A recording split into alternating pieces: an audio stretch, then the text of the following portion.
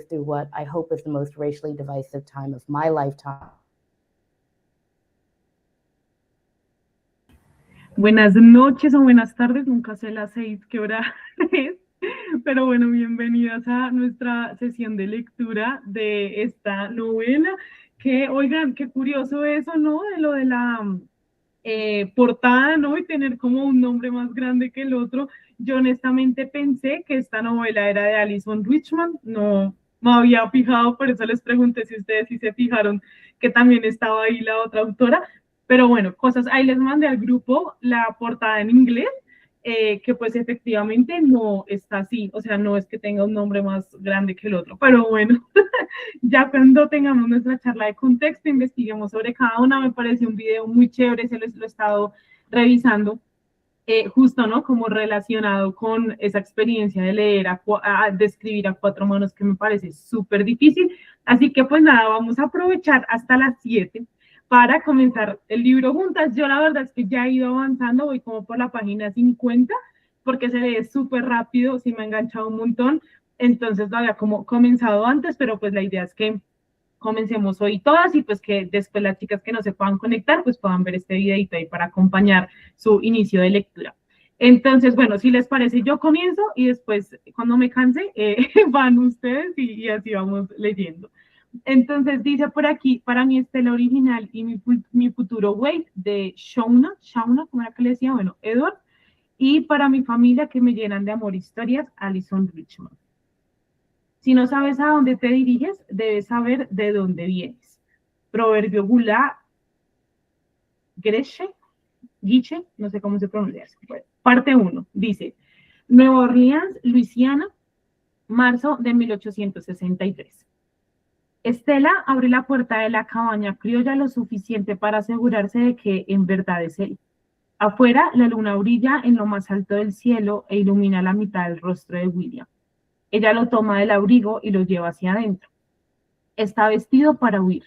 Trae puesta su ropa buena, pero ha elegido el atuendo con cuidado para que los colores se mezclen con la naturaleza que rodea la ciudad. En sus manos tiene una bolsa de tela marrón. Durante sus encuentros secretos solo se han atrevido a susurrar sobre el anhelo de alistarse, de huir. La ciudad de Nueva Orleans se encuentra al borde del caos, apenas contenido por las fuerzas de la Unión que han tomado las calles. Muchas de las casas han sido abandonadas y varios de los negocios tienen tablas sobre las ventanas. El dueño de Estela regresa del frente de guerra cada 6 semanas y con cada visita su cansancio, amargura y resentimiento se acrecientan. William deja la bolsa en el suelo para abrazar a Estela contra su pecho. Siente que el corazón se le acelera. Con un dedo recorre el contorno de su cara intentando memorizarla una última vez. Quédate aquí, pase lo que pase, le susurra al oído. Tienes que mantenerte a salvo. Para una mujer como tú, es mejor quedarse escondida y no aventurarse allá afuera. Sus ojos brillan en la sombra, pero ella echa la cabeza hacia atrás y no deja que las lágrimas caigan. Un arte que le enseñaron hace mucho tiempo cuando aprendió que la supervivencia y no la felicidad era lo que verdaderamente importaba. Estela se aleja de William por un momento y se mueve en silencio hacia un pequeño estante de madera. Toma del cajón superior un delicado pañuelo bordado con una sola violeta en el centro. Hay escasez de materiales en la ciudad, por lo que tuvo que usar el hilo azul del dobladillo de su falda para bordar la pequeña flor en la vastedad del algodón blanco que recortó de su enagua. Para que recuerdes que nunca estarás solo, le dice mientras cierra los dedos de William sobre el pañuelo. Él también le ha traído algo. De una bolsita color índigo marcada por el uso, saca una concha de cauri, pequeña y moteada. La concha y la bolsa son sus posesiones más sagradas. Se guarda la bolsa, ahora vacía, en su bolsillo. Voy a regresar por esto, Estela. William sonríe al ver el talismán en las manos de su amada. Y por ti también. Todo va a ser diferente pronto. Estela siente, toma la concha y percibe los suaves contornos sobre su palma. Hubo un tiempo en que los cauríes eran una moneda entre su gente. Intercambiaban caracolas ensartadas en hilo por mercancías valiosas. Ahora este caurí es desechable e invaluable, pues se intercambia entre los amantes como un símbolo de protección. No hay relojes en su pequeña casa. William tampoco lleva puesto uno. Aún así, ambos saben que ya se han demorado demasiado. Debe partir antes de que el sol siquiera anuncie su salida. Incluso así, su viaje estará repleto de peligro. Ve, William, le dice, apurándolo hacia la puerta. El corazón se le rompe, pues sabe que la única protección que puede ofrecerle es un simple pañuelo, su amor bordado a mano. Se va con el mismo sigilo con el que llegó, como un suspiro en la noche. Estela regresa a la sombra de la cabaña, camina en silencio hacia su habitación, deseando envolverse en la cobija que tanta paz le trae. ¿Estás bien? Una voz callada emerge de la oscuridad. Amané, la voz de Estela se quiebra al decir su nombre. Sí, aquí estoy. Amané entra a la habitación sosteniendo una pequeña vela que ilumina su rostro. A la luz áurea, se sienta en la cama y toma la mano en la que Estela sujeta la diminuta caracola que deja una marca en su palma. Willy es fuerte, le repite a Mané una y otra vez. Lo va a lograr, lo sé. Estela no responde. Siente una punzada de dolor en su interior y finalmente deja que sus lágrimas corran. 2. Campamento para Pet, Jefferson, Luisiana. Los 16 kilómetros de Nueva Orleans al campamento militar, ubicado entre el lago Pontchartrain y el río, fueron largos y traicioneros. William evitó los caminos y senderos a toda costa, fueran ya de terracería o estuvieran pavimentados. No sabía en qué momento su amo descubriría que había huido, pero estaba al tanto de los cazadores de esclavos que acampaban a las afueras de la ciudad. Cualquier hombre que fuera capturado sufriría graves consecuencias, azotes que desgarraban la piel de la espalda, fierros ardientes con el diseño de una flor de lis, cuya marca designaba al portador como no confiable. Y para aquellos con dueños particularmente despiadados y con esclavos de sobra, el castigo era ser empapado en queroseno y quemado. Las llamas y los gritos servían como recordatorio para el resto de los esclavos en la plantación. Intentar escapar no valía la pena. Tomó la ruta que Estela le había sugerido, primero a través de los pantanos, luego rodeando los bayous. Atravesó ciénagas y humedales antes de llegar a terreno más elevado. Las raíces anudadas de los cipreses calvos y los tupelos acuáticos se escondían bajo la superficie turbia del agua en las cañadas, haciendo que William tropezara incontables veces. Así lo habían descubierto 3 veces desde que dejó la cabaña de Estela, pero siguió corriendo. La voz de ella en su cabeza lo llamaba a moverse. El espíritu de su madre también lo alentaba a seguir. Cada paso hacia la libertad era una afrenta contra aquellos que le habían robado su canción. Una hora antes de que amaneciera, el sonido de perros ladrando a su alrededor lo estremeció. Se arrojó al agua maloliente esperando despistar a los sabuesos y permaneció ahí, temblando, hasta que finalmente la brigada se alejó. Llegó al campamento de reclutas con el alba y encontró una fila de cientos de hombres, todos listos para unirse a la causa de la Unión. Algunos habían viajado durante días, escondidos en callejones o arriesgándose por campos abiertos, lo que implicaba un peligro mayor.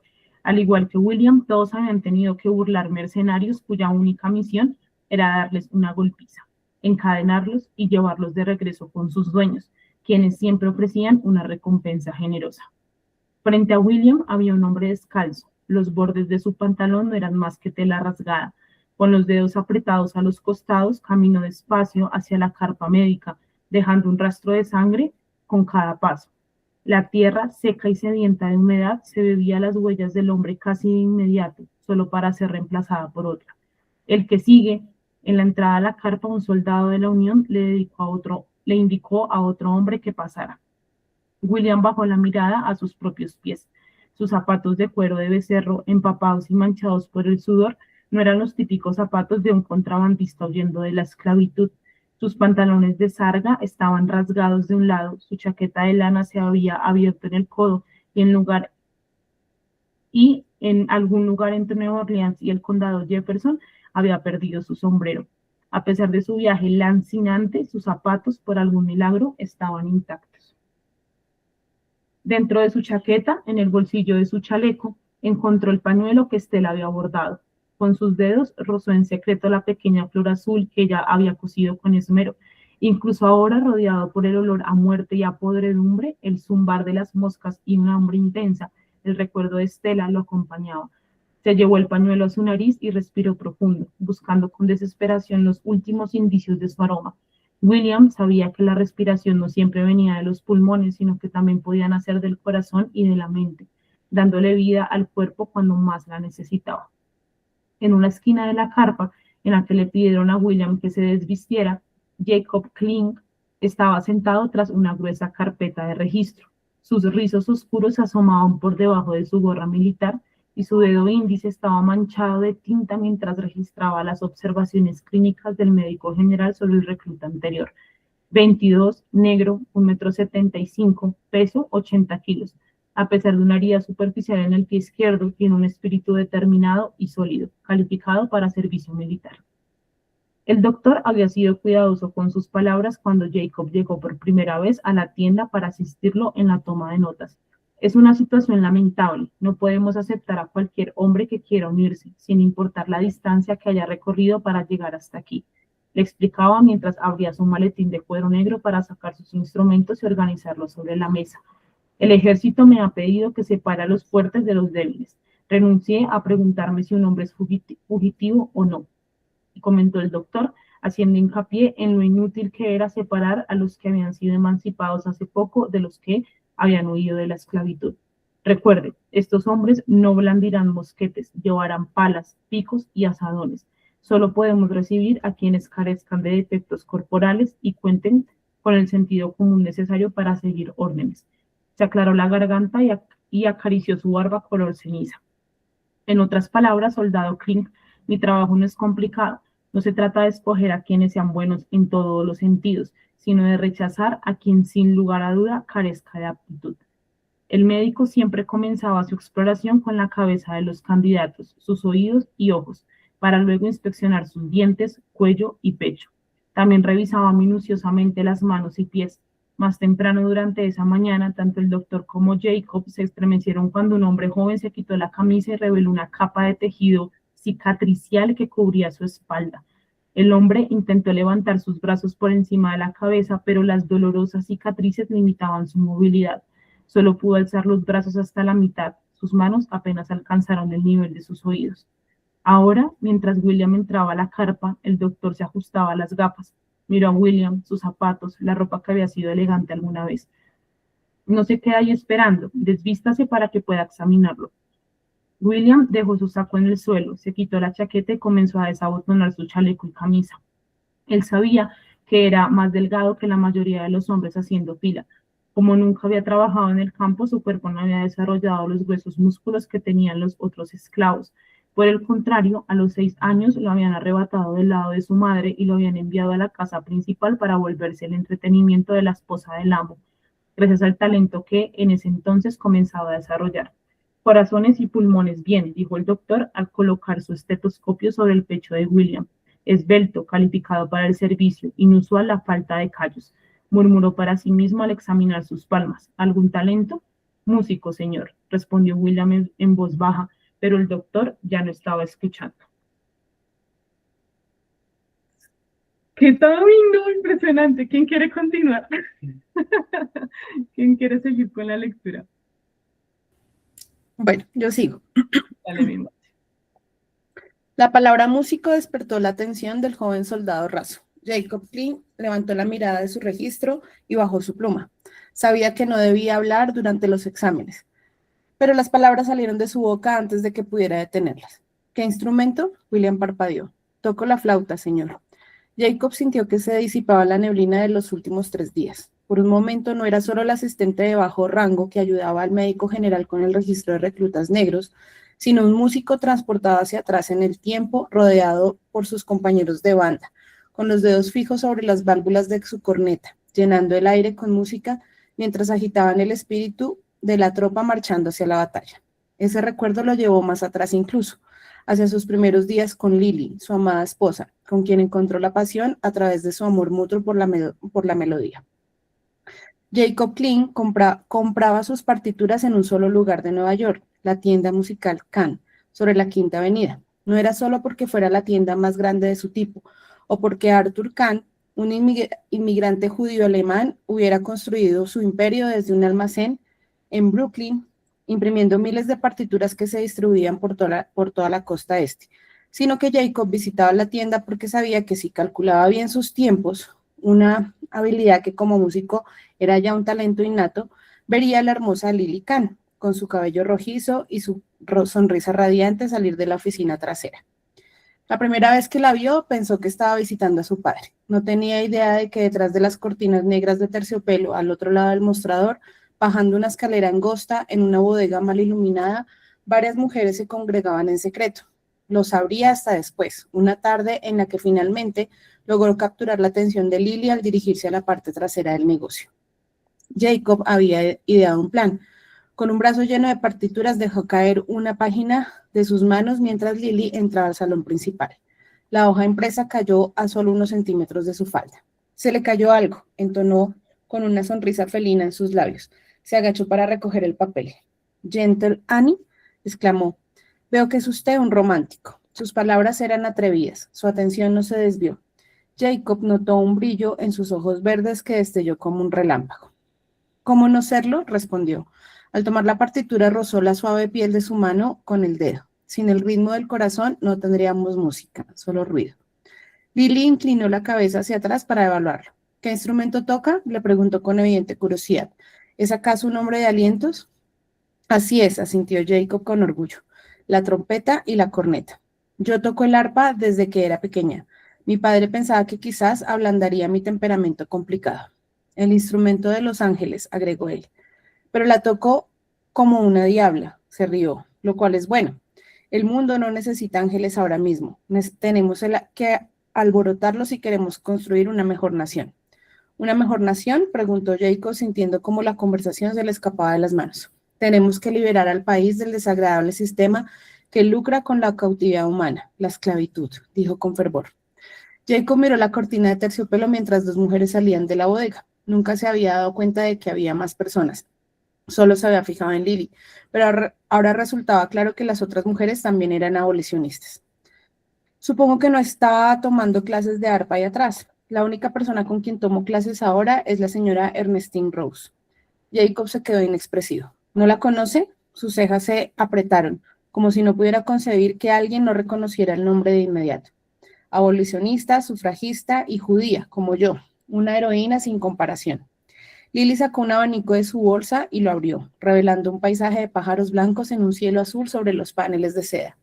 «Me alegra haberla hecho de su conocimiento, señor». «Jacob Klein», exclamó. «¿Y usted?», le preguntó a pesar de saber ya su nombre completo. «Lillian Kahn», le respondió. Al bajar el abanico, otra sonrisa se dibujó sobre sus labios. «Un placer conocerlo». A pesar de que nadie estaba tocando una sola nota musical, una melodía reemplazó el sonido de la voz de Lily mientras se desvanecía en los oídos de Jacob. «Vístase, joven». La voz del doctor despertó a Jacob de su ensoñación. El hombre no tenía interés en los talentos musicales de William. «El que sigue», llamó a la fila de hombres. Mientras William se vestía, Jacob se dio cuenta de que no tenía forma de saber qué tan talentoso era como músico o siquiera cómo había aprendido a tocar la flauta, pero se sintió obligado a darle algún consejo al joven. «Allá afuera, cuando le den su uniforme, dígales que sabe tocar el pífano». ¿Pífano? No sé qué es el pífano. 4. Campamento Parapet, Jefferson, Luisiana, marzo de 1863.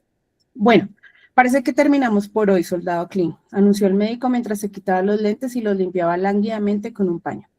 Tras haber pasado casi 6 horas trabajando en la carpa, ambos hombres estaban exhaustos. «Aprecio mucho su ayuda. De otra forma no habríamos podido examinar a todos los negros que han llegado. No estoy seguro de si este experimento tendrá éxito, pero necesitaremos más hombres si queremos vencer». Jacob dudaba que el doctor tuviera ganas de discutir la estrategia militar con un simple músico, así que se limitó a dar una respuesta que no lo comprometiera. «Por supuesto, señor».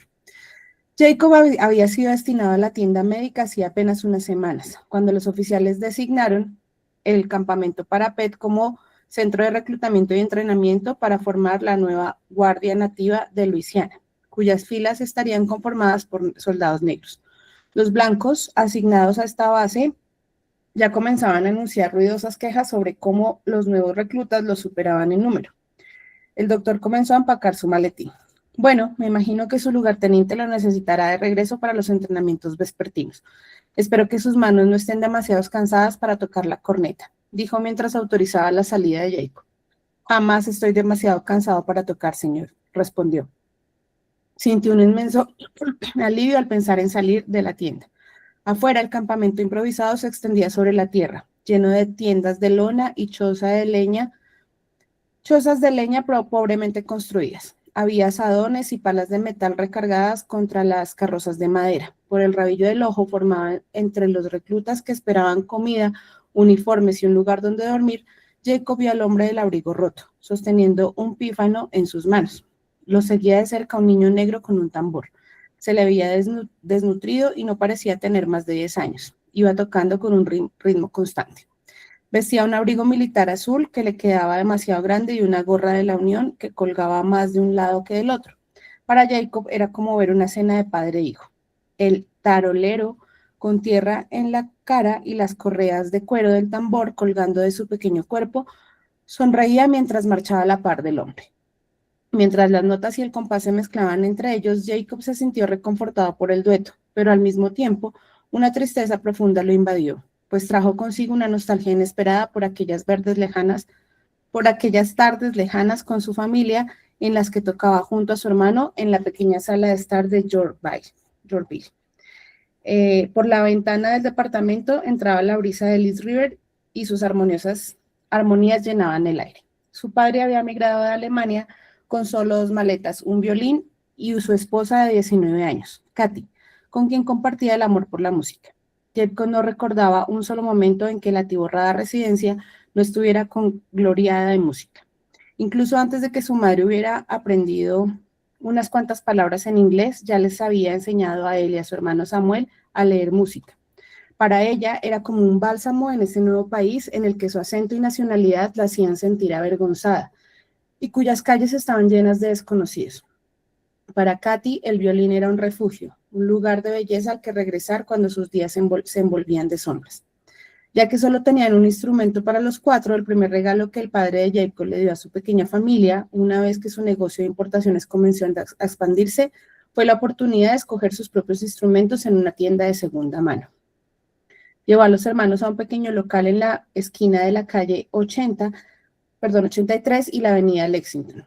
El reflejo metálico de las trompetas y los cornos franceses hacía brillar los escaparates y las formas elegantes de los instrumentos de cuerdas los adornaban.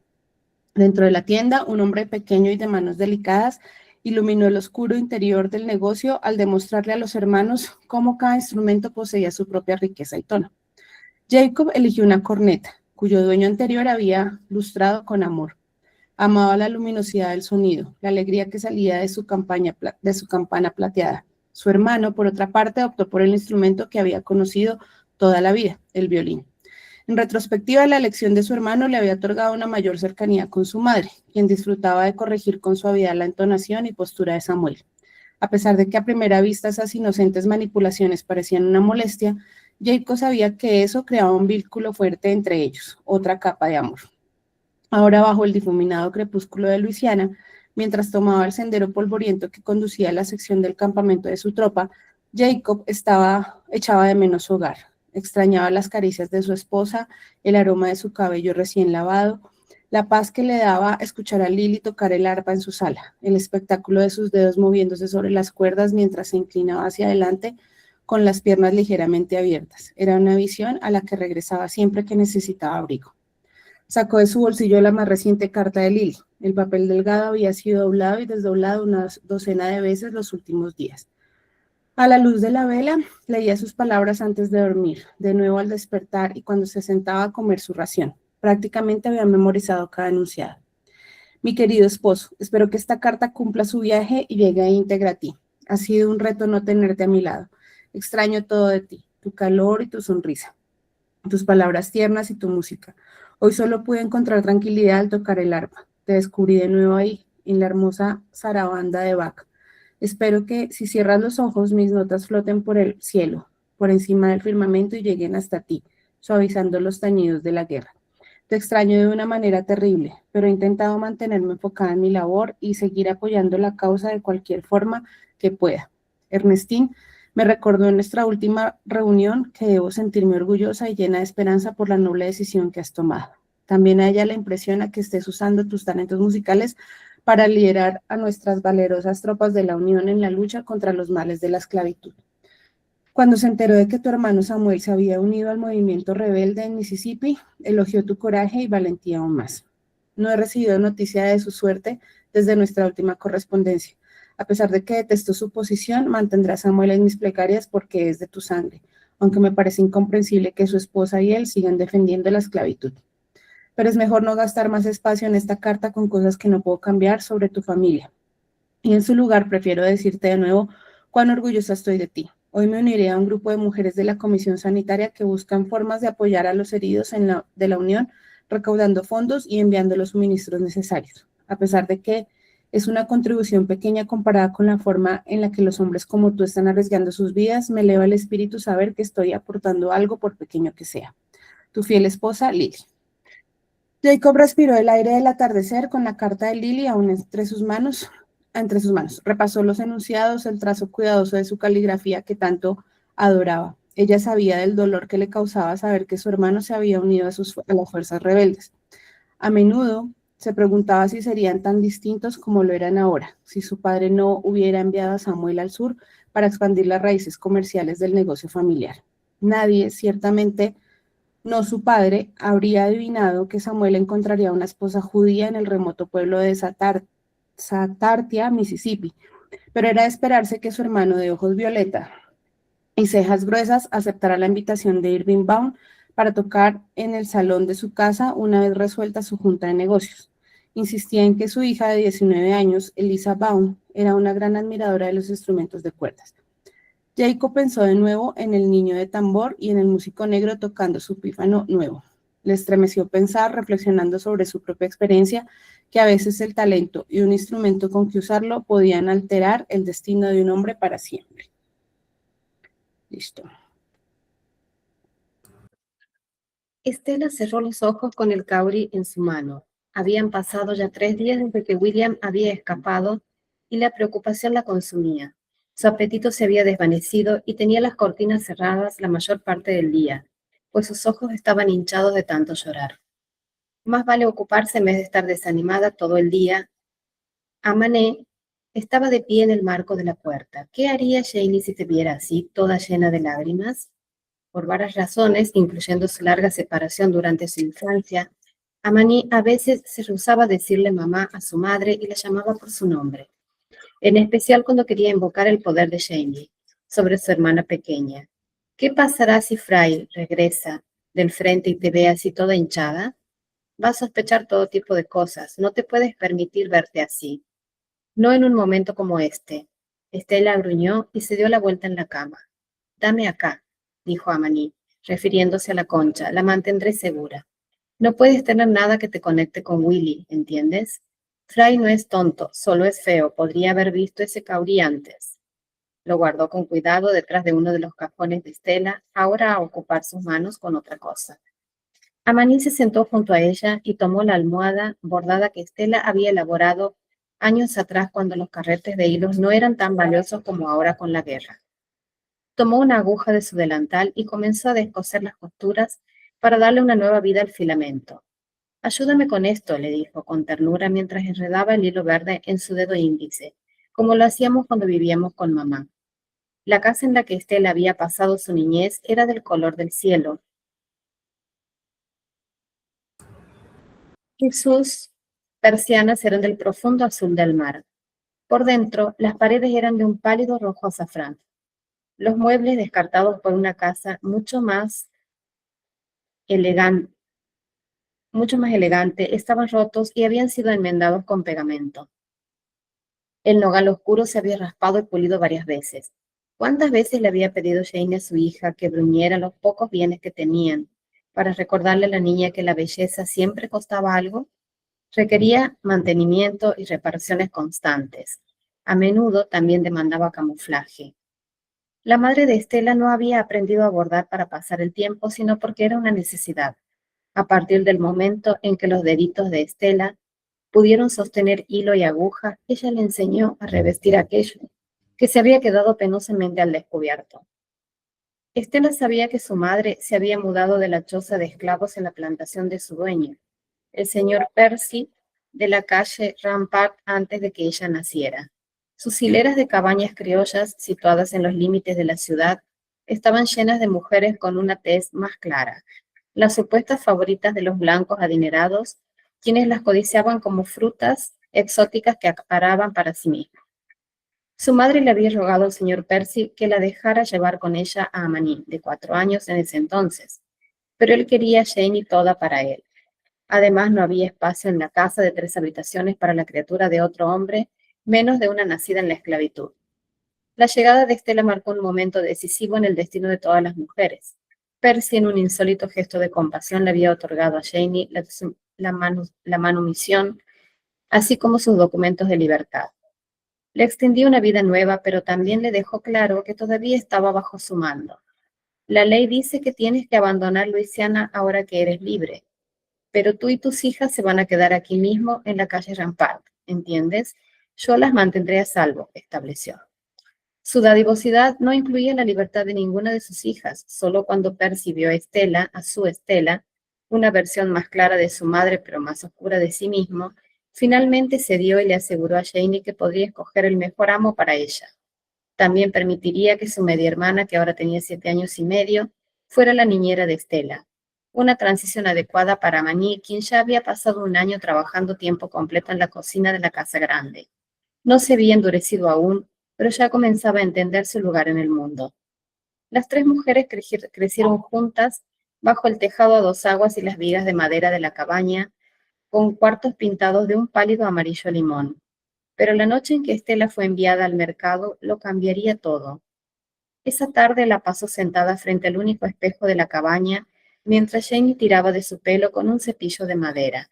Junto a ella estaba Amani, sosteniendo los pasadores en sus manos oscuras y esbeltas. Dentro del marco del espejo sus distintos tonos de piel brillaban en contraste, como el tono de la nuez moscada al color de la miel silvestre. Pero su lazo quedaba claro en sus frentes altas y ojos almendrados. Dentro del vestido, remendado de su madre, Estela se mecía entre la emoción y el miedo. No vayas a pensar que ir al mercado significa que te regalen listones y encajes. Janie jaló con algo de fuerza el pelo de su hija. El cabello de Estela en la parte superior era suave como el algodón finamente hilado, pero por detrás era grueso como la lana. Los dedos de Janie jalaron de los bucles más apretados en la nuca de Estela y finalmente se limitó a suspirar, frustrada. Amani dio un paso para tomar una pomada casera del tocador y se la ofreció a su madre. Con esto es más fácil, mamá.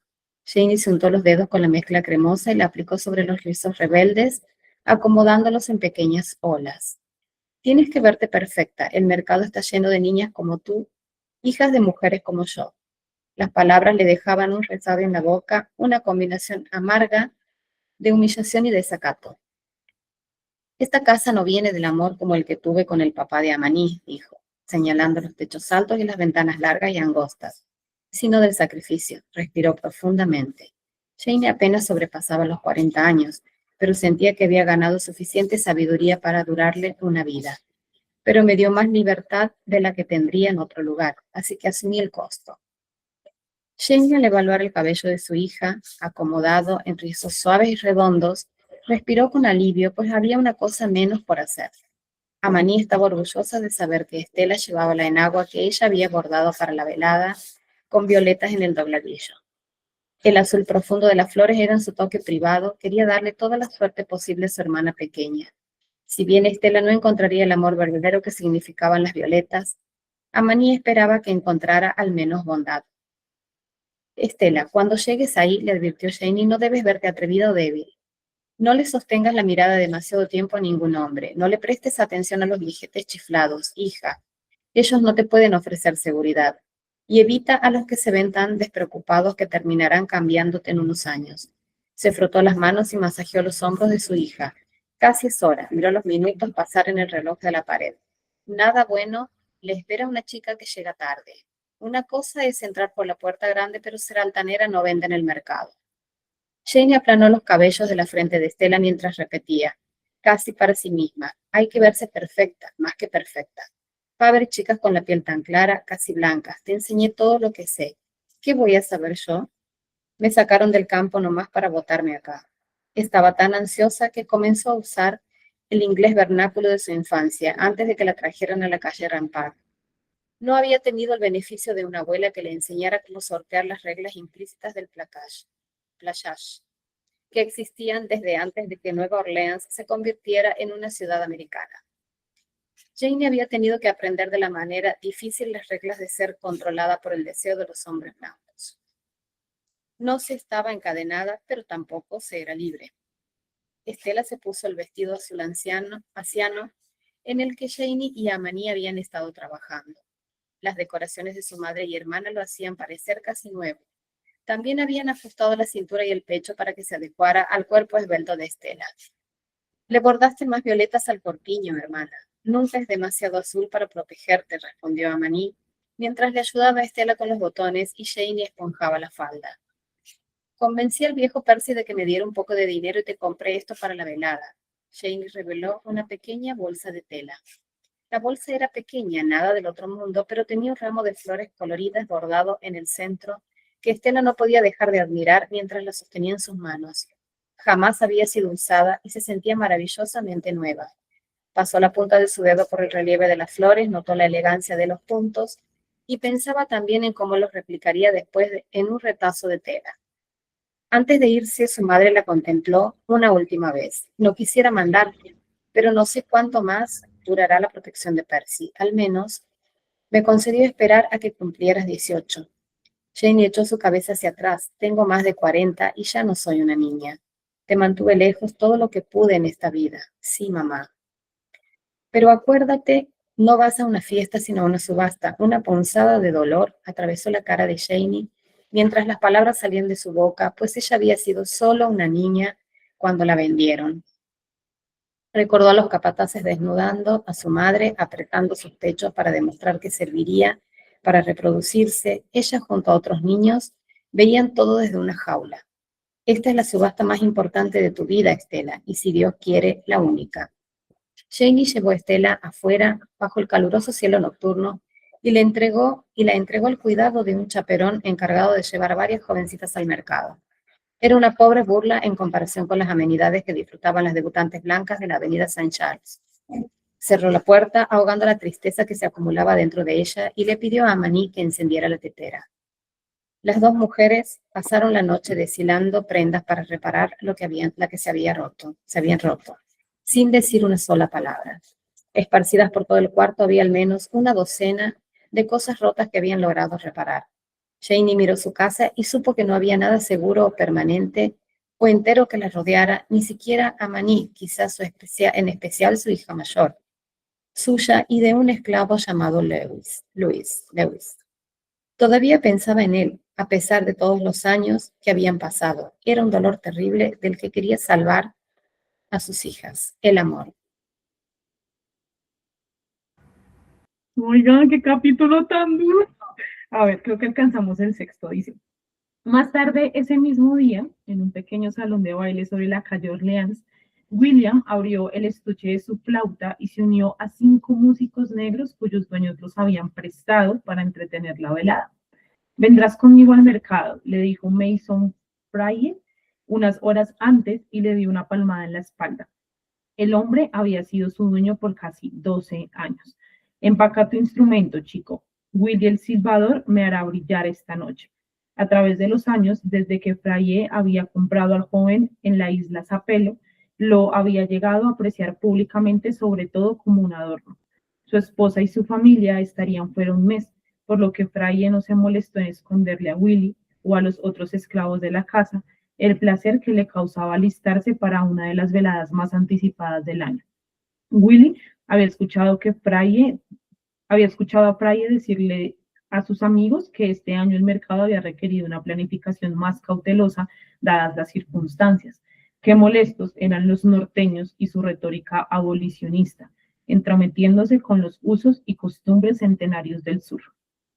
Por mi parte, yo jamás he sido cruel con mis esclavos, dijo Frye, ensalzando a su embelesado público.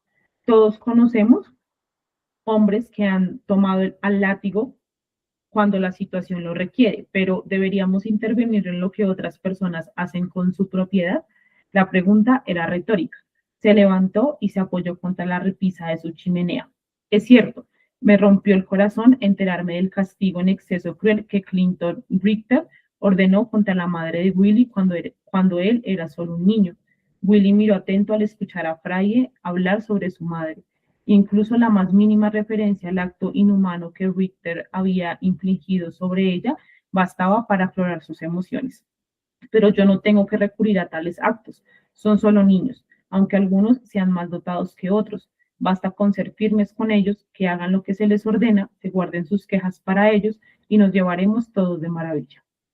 Tras su disertación sobre la mejor forma de ser un dueño de esclavos, Mason Fraye comenzó a reunir a sus invitados para salir al mercado.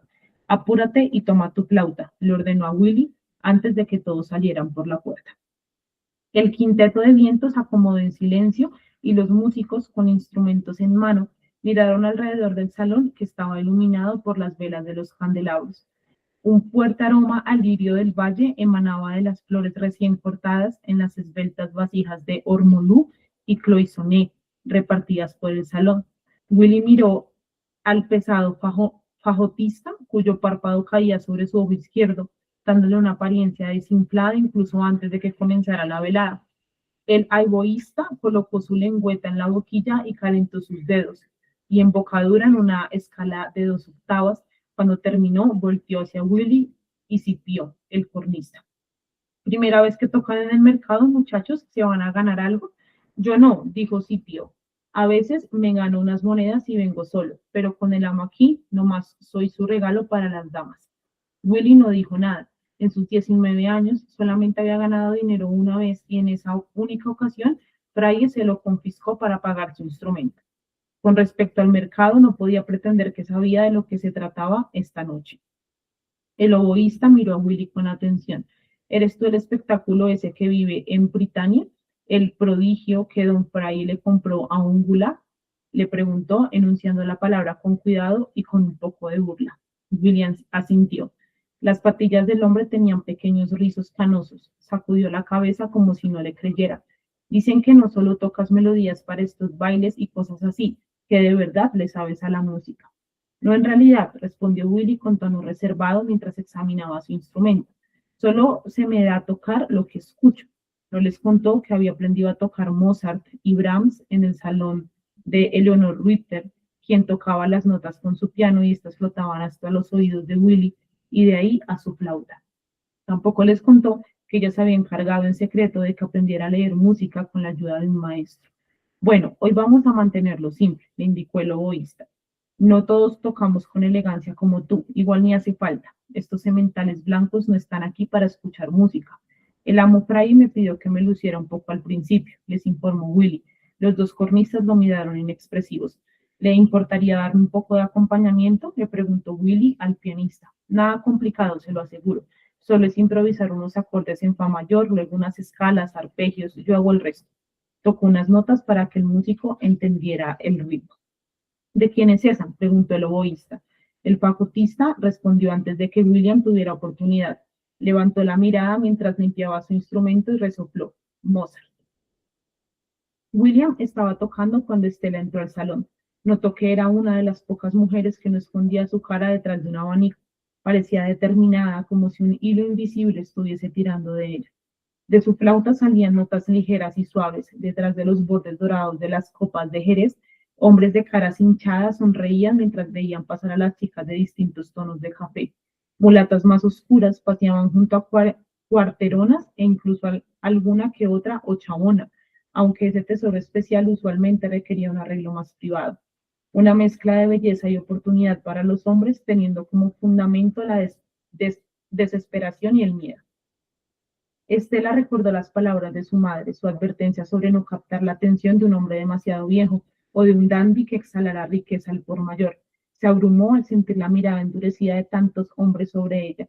Dio un paso hacia atrás, tan valiente que casi se estrella contra los músicos. Estela sintió una mano que la ayudaba a recuperar el equilibrio justo cuando la canción terminaba. Después, la mano se retrajo de nuevo en las sombras. Al voltear, el flautista, joven y atractivo, la miró a los ojos y sonrió. Luego se llevó su instrumento a los labios, embocó y comenzó a tocar. Mientras los otros músicos lo seguían, Fraye se acercó a Estela, obligándola a un baile para el cual ella apenas se sabía los pasos.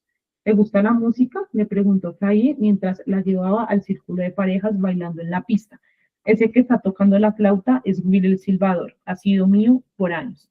Sintió que se le apagaba la voz. No tenía palabras que ofrecerle, a pesar de la insistencia de Janie de que usara sus encantos en el momento indicado. Tengo un don para reconocer el talento, añadió, así como la belleza. Estela sintió la intención en la mirada del hombre. Era un ratón acorralado por un gato hambriento. Miró al suelo y apretó las manos. Al no tener escapatoria, se concentró en las florecitas que Amaní había bordado sobre su falda. El hombre no era ni gordo ni viejo, no era chaparro ni tampoco era muy alto. Más allá del reloj de oro que colgaba de su chaleco, no presumía su riqueza como varios otros de los hombres en el salón. Por el contrario, de lo que se jactaba era de ser el dueño de un esclavo que tocaba la música más dulce que ella jamás había escuchado. Me gusta mucho la música, se obligó a decir finalmente como respuesta. Bueno, señorita, levantó una ceja buscando su nombre. Parece que los dos tenemos al menos una cosa en común. Sus ojos se encendieron. Sabía que mi buen Willy me ayudaría a conseguir la fruta más deliciosa del mercado. Estela se retrajo, vio el reflejo del hombre en el espejo alto y dorado de la pared, su cabello color trigo, su piel que parecía incapaz de broncearse a la luz del sol. Deseó poder desaparecer y transformarse en las notas musicales que salían de la flauta de aquel joven talentoso que este hombre afirmaba poseer. A lo largo de la noche, Fry insistió en bailar con Estela. Sus impávidas miradas disuadieron a cualquier otro hombre que tuviera la intención de acercársele. Después de todo, con la abundancia que había en el salón, no había razón para competir. Te veré pronto, le recordó durante su último baile. Sí, señor, respondió ella. Habló con una voz tan baja que sus palabras casi desaparecen en el barullo del salón frente a la banda que tocaba. Desde el escenario, mientras William y el resto de los músicos tocaban la última canción de la noche, cansados por el espectáculo, el joven flautista miró la mano de su amo alrededor de la cintura de la mujer. Ella miraba al escenario con una mirada llena de deseo y unos ojos llenos de lágrimas que no caían. ¿Viste la belleza que me conseguí?, le preguntó Fry a Willy esa misma noche mientras el joven subía a lo alto del carruaje para sentarse junto al lacayo. El estuche de la flauta golpeaba sus rodillas. Me trajiste suerte esta noche, muchacho. Creo que le gustaron esas lindas canciones tuyas. Muy bien, de hecho. Willy no respondió, pero el latigazo del conductor, que sonó fuertísimo contra la espalda del caballo, expresaba todo lo que él hubiera querido decir. En los días que siguieron, Fry organizó la logística necesaria para acomodar en una nueva vivienda a la joven Estela, la mujer que pronto sería suya. Su madre, a través de un intermediario más letrado, había enviado una lista de requerimientos para su hija. Fiel a su promesa años atrás, Percy le informó a Fry que no le concedería a Estela hasta que Janie aprobara el trato. 4 rollos de tela para confección, 10 carretes de hilo de colores, 3 enaguas y bombachos de algodón, 2 ollas de hierro fundido, una tetera de cobre, un escritorio de madera y un espejo ovalado. Su requerimiento más importante y el más caro fue que comprara a una joven llamada Amaní para servirle a Estela como criada. En un inicio, el esclavista se resistió a la idea de cuidar y alimentar a otra sirvienta, pero Janie insistió y Fry finalmente aceptó, aunque a regañadientes. Acomodar a Estela tan cerca de su madre no era lo ideal, pero solo había unas cuantas cuadras de la ciudad en las que Fry podría evitarse juicios y chismes. Tras una búsqueda exhaustiva, encontró una cabaña vacía sobre la calle Burgundy con 3 cuartos mal iluminados, uno de los cuales era lo suficientemente grande como para poner una cama doble.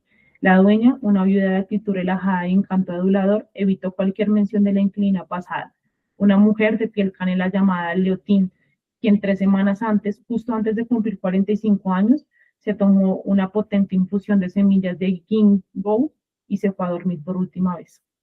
Le prometió a Fry que si firmaba el contrato de arrendamiento esa misma tarde, le daría una oferta insuperable a un precio competitivo. Además, puedes quedarte con todos los muebles, son prácticamente nuevos.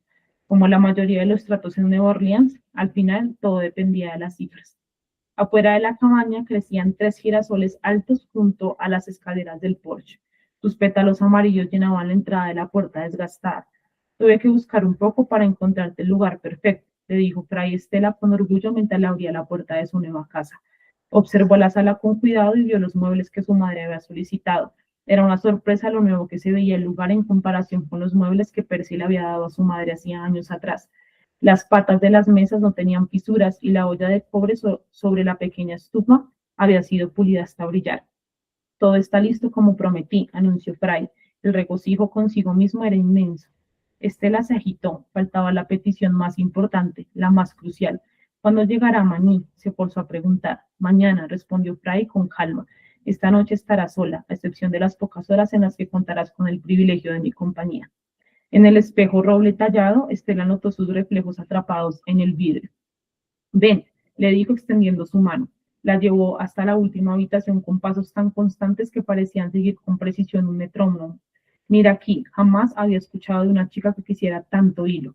Señaló una canasta de caña colgada a un lado de la cama. Dentro había más colores de los que había pedido. Carretes de azul, verde y morado, vermellón, incluso dorado. Me sentía bastante generoso, alardeó. Además, alguien nos ha traído un pequeño obsequio de bienvenida. Fry señaló el colchón sobre la base de cama metálica. Encima de la sábana de lino y algodón yacía una colcha hecha de docenas de cuadros coloridos. Estela ya le había visto e intentó contener las lágrimas, fascinada por lo que veía. Cuadrado por cuadrado, miró el regalo de Jamie y Amani. Habían cosido en secreto. Lejos de su mirada curiosa, Estela se dio cuenta de lo duro que debieron de haber trabajado esforzándose hasta altas horas de la noche en las que había estado dormida, mientras ellas bordaban sin que lo sospechara, apurándose para terminarla antes de su mudanza. A primera vista, Estela notó lo más obvio, la tela de algodón roja del vestido favorito de su madre, el que usaba cuando Percy la visitaba, y el verde pino del delantal de Amani. Pero al inspeccionar la colcha de cerca, reconoció que cada una de las amigas y vecinas de Jamie en la calle Rampart había contribuido con algo de su ropa. Cosido en el edredón estaba un pedazo de tela rosa de la falda de verano de la señora Delphine, el azul ocaso de la bata preferida de la señora Hyacinth, y el amarillo narciso del vestido de Emmeline llevaba todos los domingos a misa. Querían proteger a Estela de la única forma que conocían, ofreciéndole un poco de su corazón y de su historia para arroparla por las noches. ¿Te gusta?, interrumpió Fry. El estómago de Estela comenzó a anudarse con cada paso que él daba hacia ella. Se dio cuenta de que no hablaba de la colcha, sino de la casa nueva que le había costado recursos, tiempo y energía. Sé que el exterior necesita una capa de pintura. Te dejaré unas monedas para que compres el color que más te guste. Tal vez un azul brillante como el de la casa de tu madre. Sonrió para sí mismo con indulgencia. Gracias, logró contestar Estela, pensando todavía en el edredón. Pero por otra parte, es un lugar bastante lindo, ¿no lo crees? Comenzó a desabotonarse la camisa, luego se desabrochó el cinturón. Estela permaneció a solo unos centímetros de él, su respiración agitándose en su pecho. Fry cerró la puerta, esta hizo un suave clic tras ellos y la oscuridad la engulló por completo. ¡Ay, Dios mío!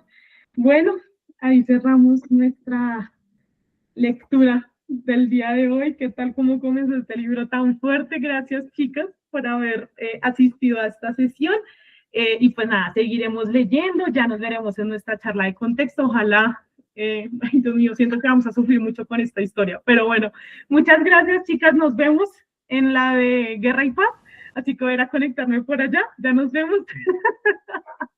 Ya vi caras de amante, ya vamos a hablar de eso. Chao, chicas. Chao, gracias, Sofi. Gracias, Ali. Ali. Ya nos Chao, vemos. chicas. Nos vemos enseguida.